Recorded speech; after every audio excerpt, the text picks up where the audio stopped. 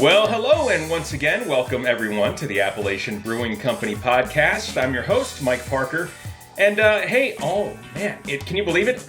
It's November, just like that. It went from March to November, and you never left your house. Can you believe it? Joining us on the other end here is actually a guy who did leave his house tonight. He's joining us from the Appalachian Brewing Company location in Shippensburg, my college alma mater, and it is the Chief Operations Officer, the original brewmaster, our good buddy Artie Tafoya. Artie, what's going on, man? Hey, Mike. How you doing, man? Hanging in there. We got it's been a really dry fall, and I don't know. I'm not really paying attention to the news so much, other than flipping channels. But I know that there's some sort of system, some sort of storm or hurricane or something that kind of came up through here as we record. That's given us a little bit of soaker across the area, so that's a good thing. Yeah, it's pretty wet outside. We needed some moisture here in central Pennsylvania, but I don't know that we needed a hurricane coming through. But you know what? We'll take whatever we can get at this point. I know anybody who's driven past the Susquehanna River, over the past month is basically they're commenting, like, oh my gosh, I've never seen it this low before around Harrisburg. And apparently, there's all these rocks and things sticking out of the river, and they actually turned up like some old Indian, like, I don't know what you call them, like scratchings or markings or hieroglyphs or something, but literally from back, a couple hundred years ago or whatever, Native Americans out there on the Susquehanna River around Harrisburg were scratching up rocks and drawing pictures and things, and it's been so low. So, I mean, some history was uncovered, and the Susquehanna is sort of the lifeblood of Appalachian Brewing Company country. So I kind of found that little piece of history interesting. Yeah, that is interesting. I know the river's been quite low, but you always see rocks sticking up there. I wouldn't want to take a boat on much of that river for where the dams are, but I know that the rocks stick up there a lot, and that's pretty cool that they discovered something. Yeah, so in about 100 more years, somebody's going to be out there and they're going to see a rock that I scratch. It says, "For a good time, call Artie," and your phone number's on there. So I hope we get enough water to cover that up. We got to keep that one covered. That could be dangerous. All right. Well, Artie, I wanted to talk to you, a couple of things. Obviously, I mentioned here we are in November. Unbelievable, really. And a lot going on in the world right now. I would say we're a nonpartisan podcast. We don't want to play either side of the fence here publicly, but I would venture to say that, early on here in the month, there's probably going to be some drinking going on one way or the other. Would you not? Yeah, we assume that there's going to be some people drinking for one side and people drinking for the other side. So, you know what? You're right. We are an apolitical brewery. We're an apolitical company. And what we do is we just try to make sure that everybody has good food and good beer all the time. Nice. So either celebrating or a tear in your beer, whatever happens, we just want you to know you're welcome at ABC. We're here for you. That's right. Nice. All right. So I mentioned a minute ago that, you're joining us from one of the locations outside of the main headquarters in Harrisburg. You're actually down the road about 45 minutes in Shippensburg at the 15 West King Street Brew Pub location. Tell us about the Ship location, a great college town. Yes, yeah. Okay. Down here visiting, trying to get out to locations as much as possible, and get an opportunity to sit down with our general manager, just sort of see how things are going, make sure they're taking care of all of our customers here in the Shippensburg area, and it's just nice to catch up and get down here to visit. It's been a weird year, as we always say, as we have been for the past few months, and but I like, weird is good in a college town. You want some weird people around because, when I say that, you want some fun people around. Shippensburg's a great party town, a great place to gather with friends, a cool place that if you have a student in your life, whether it's a sibling or a friend from high school that's going there, or it's your son or daughter that you're probably paying for to go there, it's a great gathering place. Is that what you find, down there on King Street? You bet. We were very fortunate to be right here on the square in Shippensburg, right on King Street, downtown, just right in the center of everything here. The university's only a few blocks away. So we get a lot of not only the students, but the teachers, professors, and also, we've been very fortunate to have the support of the community here in Shippensburg. And we have a lot of friends here. We've made a lot of friends here, and it's a pleasure to serve them every day. It's nice when your brand gets closer to you. People definitely, like me, they grew up in the Harrisburg area and had ABC, in downtown Harrisburg was neat. But when I get back to Shippensburg as an alumni, it's really cool to be able to say, man, my favorite brand is right there too. So I get to pop in, and it's bringing two of my favorite things together: my university and catching a football game, I think like me and you did a couple of years ago, and my favorite beers too. So are you guys brewing beer down there in Shippensburg? No, this is one of our satellite locations. So it's the Satellite Brewery, more of a tap room for us. The recent changes in the law allowed us to open a satellite brew pub that doesn't necessarily have to brew.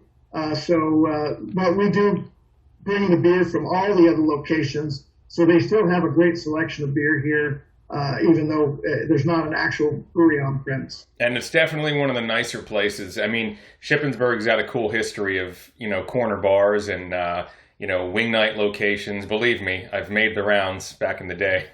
But the Appalachian Brewing Company there on King Street is a really great place. I can imagine if you're a parent taking your kid out for dinner, it's probably their top request to go there, because it's one of the finer places in downtown. So congratulations on the success of that location. I enjoy getting there when I do get to that part of the area. And speaking of it, there's great beer, great food. That's part of the experience. But you guys have something else going on upstairs. Tell us about this project that you guys are a part of that's called the King West Art Collaborative. Yeah, it's something that was brought to us about a year ago. It's been a year in the making, and we met with some local artists here in the Shippensburg area. We had some input from the college, and we actually received a grant from the Cumberland Valley Tourism Board, and that allowed us to basically rehabilitate the second floor of this building into an art gallery. And it's been just a wonderful project. We had a bunch of really great people. Chelsea really spearheaded the project for us, and she just did a great job. The design, the development, everything that she led was amazing for us. And now you walk in and you just look at it and go, wow, what a great job we did with limited resources. But we wanted to make a special place for the people of Shippensburg to come and view local art. Yeah, I haven't been there yet, but I'm looking at some pictures. If you want to check it out, just go ahead and search on Facebook for the King West Art Collaborative. It's right there at the Appalachian Brewing Company location in Shippensburg. Great spot, something a little bit different that you can't find anywhere else. And once again, the address for that is 15 West King Street in Shippensburg. So looking forward to getting down there and checking out the beers, the food, and some great art going on upstairs too. All right, well, one thing I do want to talk about, Artie, when we come back after the break is, we've had sort of a cool start, make that a warm start to the fall season, but things have gotten cooler here as we enter November. And I always seem to find that once the temperature gets from, warm to cool, for whatever reason, people start drinking beers that are, from light to dark. There's sort of a transition period as we change with the seasons. So we're going to talk about that when we come back, as well as meeting one of the new members of the Appalachian Brewing Company family. The Chief Strategy Officer, Henry Grossman, will be with us when we come back.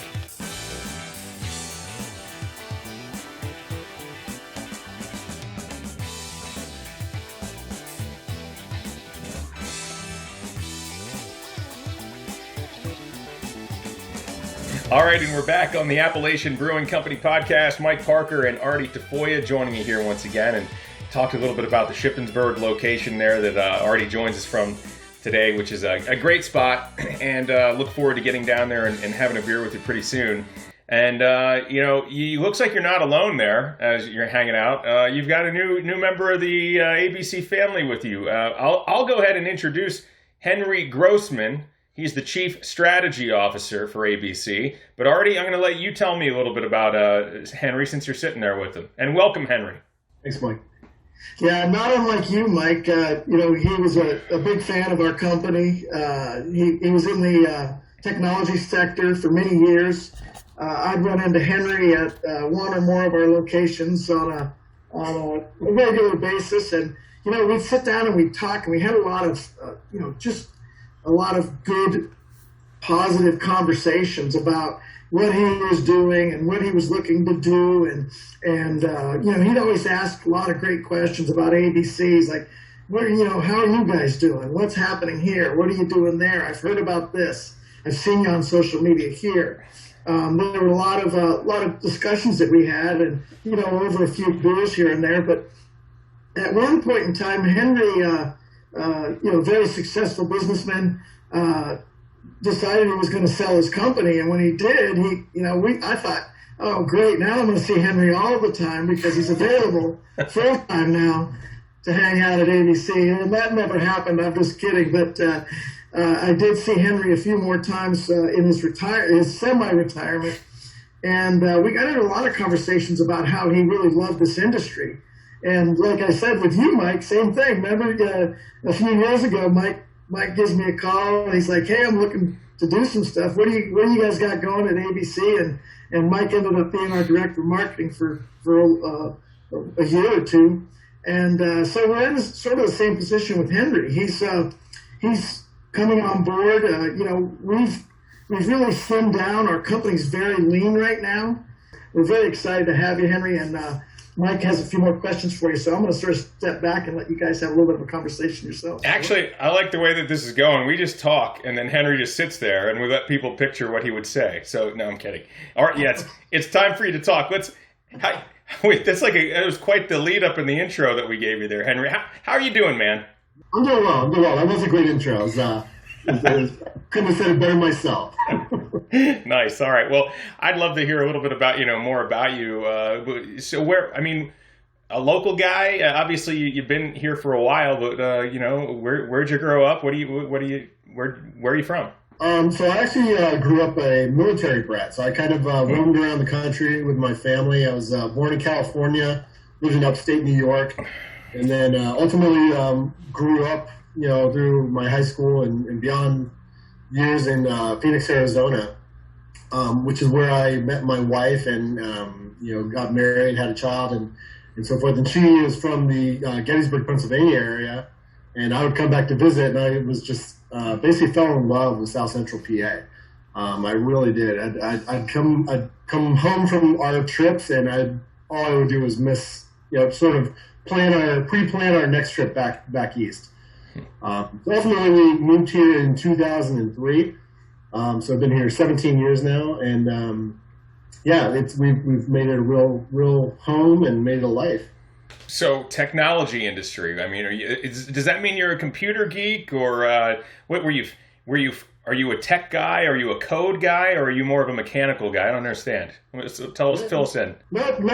I am a tech guy, not a code guy. But I started at basically the boom of the IT industry. I started in the mid '90s, right before the .com era, right before the Y2K bugs and things like that. So I basically started my IT career at the right place at the right time, sort of thing. And I just ran with it. It came to me very naturally. I've always had sort of a natural ability to observe and troubleshoot and figure things out very, very easily. Just sort of being able to identify problems and solve them quickly. That being said, I had a solid 24, 25-year run in IT.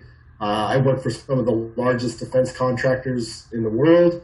I've owned small little IT shops where you bring your computer, little grandmas bringing their computers in to get them fixed, and then grew that into a successful managed services company.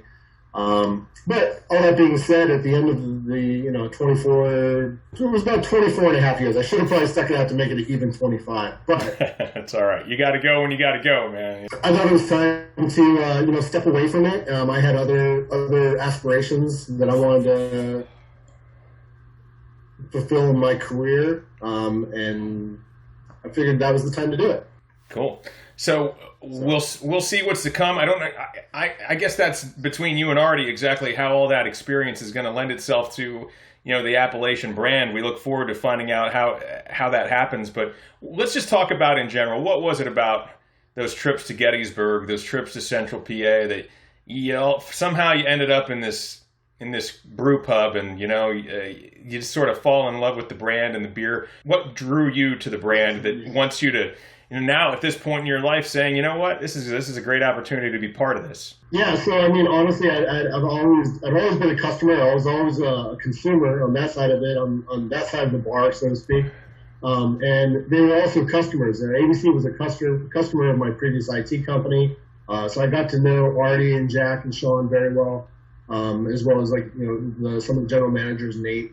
But really, we sort of. I always sort of admired the company from afar. I always just said, wow, they're doing really cool things. They've been around. They started their brewery sort of at the same time I started my IT career, right in the boom of the craft beer industry.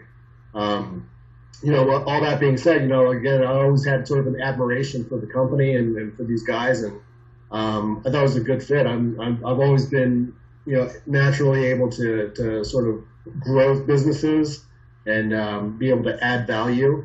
And I figured, it was time that Artie and I started talking, and we put together a plan and decided to, now's the time to move it forward, strengthen the legs of this company. Awesome. Well, look, again, welcome to the ABC family. Once you're in, you're sort of in. And even after you leave, you're still in. You know what I mean? Artie's he's like sort of the boss for life. You know what I mean? But he's a great guy to be associated with. So anyway, I look forward to meeting you in person sometime over a beer. Right now I'm enjoying a cold Susquehanna Stout. So I don't know if you guys have a beverage, but I would like you to get one if possible for our next segment when we come back. Artie, I see. What are you drinking there? Drinking a hop offering, Mike. It's our second IPA. Man, it's just for the low ABV. It's still got great aroma. It's still got great flavor, and it's the type of thing that you could drink, and have a few of them and not feel overly buzzed. So it's sort of been my go-to more recently. Again, just a testament to the guys in the brewery. And I know you did a podcast with Bruce recently, but they're just killing it, man. His attention to detail and just everything he's doing is amazing. Yeah, hearing great things and tasting great things too. Also, so what about you, Henry? What do you got there? Do I see a Moscow Mule mug there in your hand? Yeah, so it's a Moscow Mule mug, but I have a pretty dynamic palate. So I love my IPAs, I love my stouts, and everything in between. But what I'm having is actually Appalachian Craft Spirits bourbon, ginger beer, and lime. So basically a bourbon mule. Bourbon Mule. Man, I just got from a family member's 30th birthday party this past weekend, and the gift was a bottle of Appalachian Craft Spirits bourbon. So he was very pleased with that. And someone else brought some bourbon to the party for him too, but he cracked open the local product first. He was very proud of that. So listen, when we come back, we're going to talk a little bit more about beer. As mentioned before, we're changing seasons. We're officially cold now for most parts of Pennsylvania. And, as people experience the temperature change, we also tend to transition from lighter beers like Artie's got that hop offering to the darker beers like the Susquehanna Stout that's in my pint glass right now. We're going to talk about that, the reasons. Is there anything historical? Is it just because we're creatures of habits? Ingredients have anything to do with it? We'll find out with Artie and Henry and me, Mike, when we come back on the Appalachian Brewing Company podcast.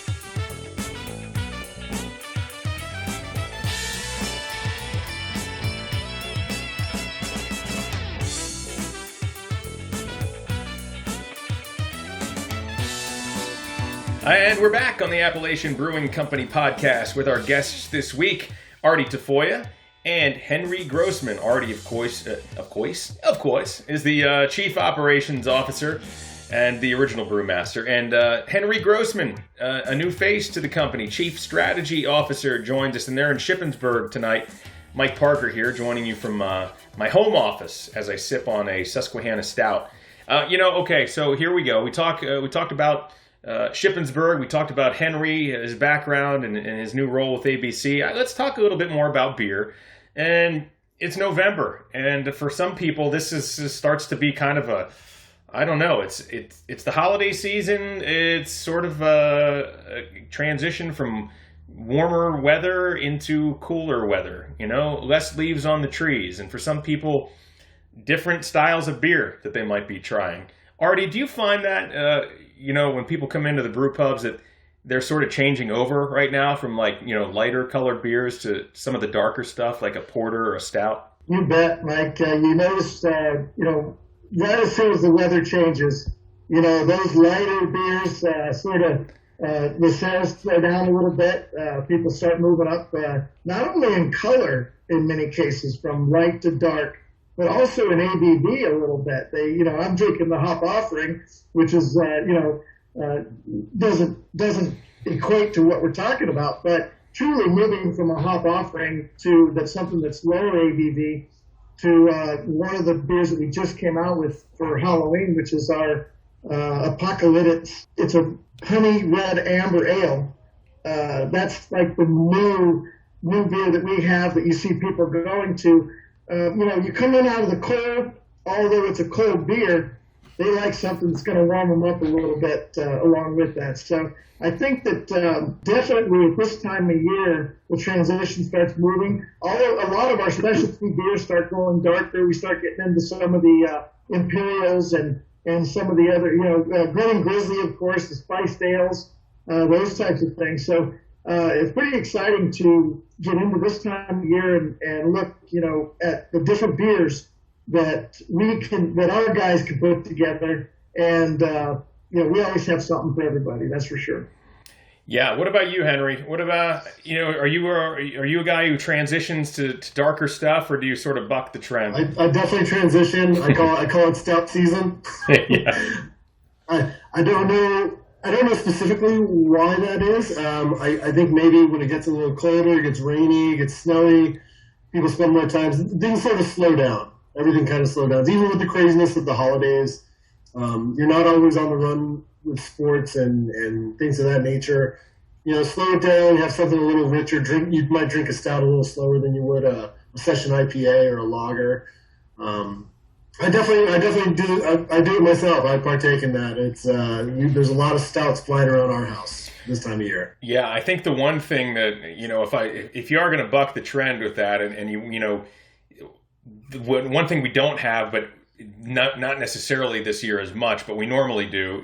Even this time of year, if you go to a college campus, even on the Shippensburg, or the bigger places like Penn State that Artie's very familiar with, there is a lot of tailgating and going on. So that those lighter beers and things do stick around. They still have their purpose throughout the winter. Here's a good question that I have, Artie. People always say this about, let's just take a famous brand of a stout like Guinness or something, because it's it has that reputation for all stouts. Oh, stout's the beer that I drink with a fork. They say that, but really, is a darker beer like a stout? Is it actually? I guess the word is like viscosity or something. Is it actually thicker than like a lighter beer, like a Water Gap Wheat or a Mountain Lager? That certainly depends on the style, Mike. But what we know from stouts, of course, stouts are actually dry. Most stouts like Guinness Stout or a Susquehanna Stout, they're quite dry. And what dry means is usually lacking the mouthfeel, because there's dry is less sugar. Dry means a little bit crisper. So you're not going to have that big. You look at it and you go, wow, that looks really thick. But it's just dark, the use of the roasted barley as opposed to maybe the black malt, as much of the black malt, and that type of thing. But, a lot of people, when I train them, our staff, we try to train everybody on the beers. we sit down with them and we taste a lot of the beers, and they're always when we get to the stouts, they're always like, "Ooh, that looks thick," and I'm like, "Well, hold on now, close your eyes and think about this." Now, it is espresso roasty, so if you don't like espresso, you're probably not going to like a stout. But if you understand what a nice dry stout is, it actually has it's actually lighter in the body than most regular beers. So it's just sort of that mindset that you think about when you see that darkness. One other thing I'd like to point out, Mike, and that is that our barley wine, we make a barley wine, and, our system in Harrisburg is a pretty big brewing system. So we make a barley wine in there every about 3 years, and we're getting down to the nitty gritty on our most recent 3-year ago batch. But that beer just gets better and better and better every month, right? That goes by, and I just I hadn't had it because just like you're saying, I was drinking a lot more of light beer over the summer, but I just had one. One of my friends mentioned to me, he's like, I was there and I drank a snifter of the barley wine and Broad Street barley wine. He's like, that is the best beer I've had in a long time. So I went in and I met with Bruce and I said, hey guys, let's drink the barley wine. Let's see what it tastes like. And I'll tell you what, I was just blown away. That beer just is amazing right now. And unfortunately, when you make one, we try to let it sit for about 6 months before we serve it. So we'll actually keg it up and put it in and start cold aging it. Of course, it's in the fermenter a lot longer because of the high ABV, but it sits there and sits there and sits there, and it just continues to get better. So I was really excited. I wanted to tout it a little bit because now's the time that you want to get it, when it's at this point, as opposed to maybe when it's only 6 to 8 months old. Nice. It's going to be much hoppier, not quite as doesn't have quite the mellowness that it has right now. But if you get in, make sure you try it. All right. Definitely will. And yeah, a snifter is enough for me. I mean, literally, entire families of children have been sponsored by barley wine at Appalachian Brewing Company. It is it can get the party started, or it can end the party too if you're not ready. Yeah, careful. Yeah. I think it's about 13%, if I'm correct, or somewhere around there. Maybe. Yeah, it's usually, every batch is a little bit different, but we're usually 11.8 to 12.5. Yeah, okay. So I was on the upper end there, but right, 11 to 12%. Yeah. Still a beautiful beer, and if you have the chance, Broad Street barley wine, one of the classics there, and never disappoints at Appalachian Brewing Company. All right, so here we are. Let's say I'm planning my Thanksgiving dinner, whether or not I'm going to have a super spreader event this year and defy everybody, or if I just decide it's going to be me and a McChicken from McDonald's with a little side of gravy on the side. If I'm trying to pair a beer with Thanksgiving dinner, give me some ideas here, Artie. Maybe a growler of something that I can take and share that might go good with that rich, filling holiday flavors that you would have with a traditional meal of like the turkey and the mashed potatoes and the cranberry sauce and stuff like that. What's something good that I should bring that'll please my family and friends at Thanksgiving? Well, Mike, the Jolly Scott is one of my favorites for this time of year as well. Right? I know that's been one of your favorites over the years as well. It's a beer that we produced since 1997, I believe, and was a gift from the Grossman family. Originally, the recipe was a gift from the Grossman family. They just wanted to sort of keep that brewery going. They were a local Harrisburg family, and that's one of my favorites this time of year, especially around the holidays. You can have that.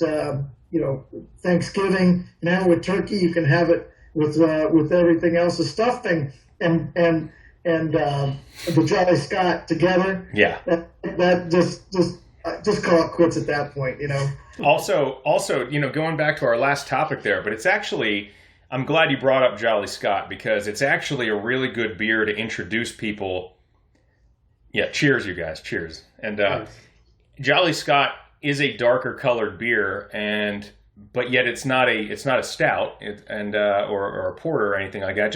It's just made with some darker grain, but it has a very sweet lightness to it as you're drinking it, and it's one of those beers that when you're trying to make that point to people. Oh, I don't like to, I don't go dark beers. And I'm saying, no, try this.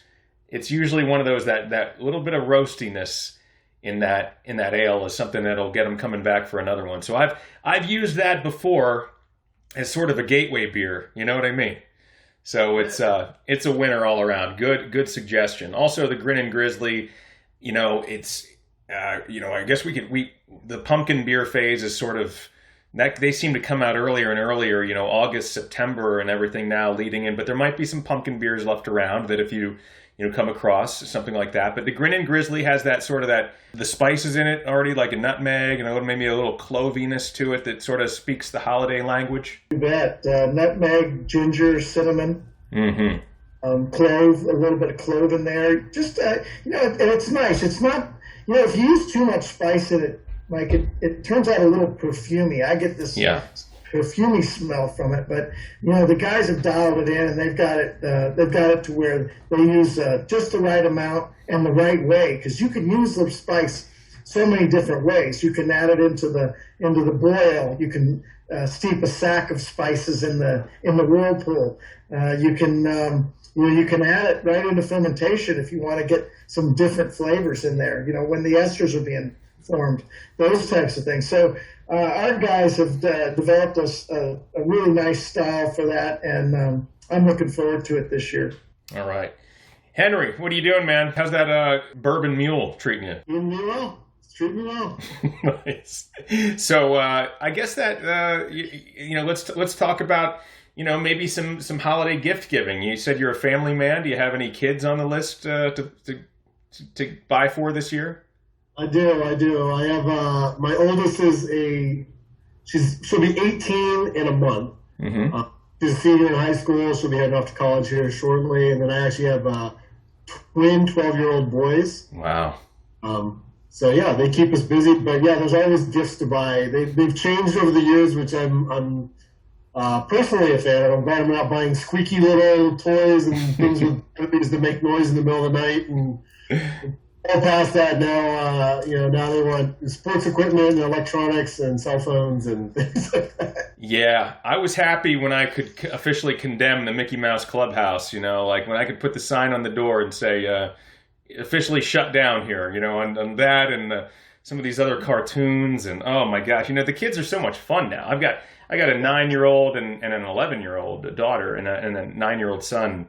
Artie tells me all the time, blink and they'll be, 20 and everything. And I believe him. But if we're looking for gift giving for, the 21 plus crowd, you've got a few items there, Artie, right? Maybe get some of those early items off the list. You bet. We have the gift card sale. We always do that the first couple of weeks of December. It's sort of our way of giving back a little bit to our consumers and our people who support our business. They get, you buy 100 and you get 20 for free in gift cards, and that's pretty cool. You can sort of break it down any way you want. So if you decide you want to do $5 $20 gift cards, we can do that for you, and then you can give the gift cards away as presents if you want to do that, or however you decide to do it. That's great. If you want to use them and then just make that your way of paying when you come in, you can do that. Right. Anytime you're, especially this time of year, you're at a grocery store, you'll see our birch beer, ginger beer, and root beer in the stores. So that's always something good to pick up and have at home in case you have some friends and family over. Maybe they're not going to have a drink for whatever reason. Hey, that's a great alternative for them. Or if they are going to have a drink, of course, the ginger beer, like with Henry here, it's always a good mixer as well. So, that's a great thing. And coming up in December for the holidays, we have our fingers crossed, but we think you're going to have our craft spirits in all the, not in all the Pennsylvania state stores, but a selection of Pennsylvania state stores here starting up in early December. So you'll be able to go out and get a bottle of your favorite ABC spirit, whether it be our rum, our vodka, our gin or our bourbon, the 5-year bourbon that Henry's drinking right now. Gift cards, growlers, a 6-pack, a T-shirt, a pint glass, anything that sort of is a way to share your love of Appalachian Brewing Company. It's a way to sort of take it along with you, introduce it to new friends and family. I think the gift card idea is perfect for a lot of people because you just don't know exactly what they want, but you know that they'll find something. So, even going back to that, you can kind of make yourself a superstar when you show up at a party with like adults and you bring a 6-pack or a growler of beer, but there's also kids there and you bring like a 6-pack of root beer.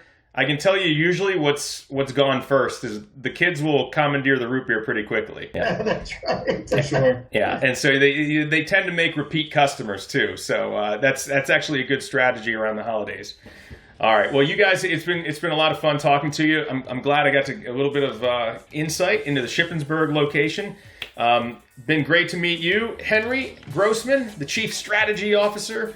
I'll be looking for your official business card, and I guess you'll be handing that around town pretty soon, and we'll figure out exactly. I'm sure great things await with Henry and Appalachian Brewing Company. Artie, as always, we appreciate everything you do, and you know what? We stay positive, raise a glass, have a meal with family and friends. Remember what's important. So to you, gentlemen, as we depart, to the listeners, we say thank you, and to you, I say cheers. We'll see you next time. Cheers from the Appalachian Brewing Company podcast.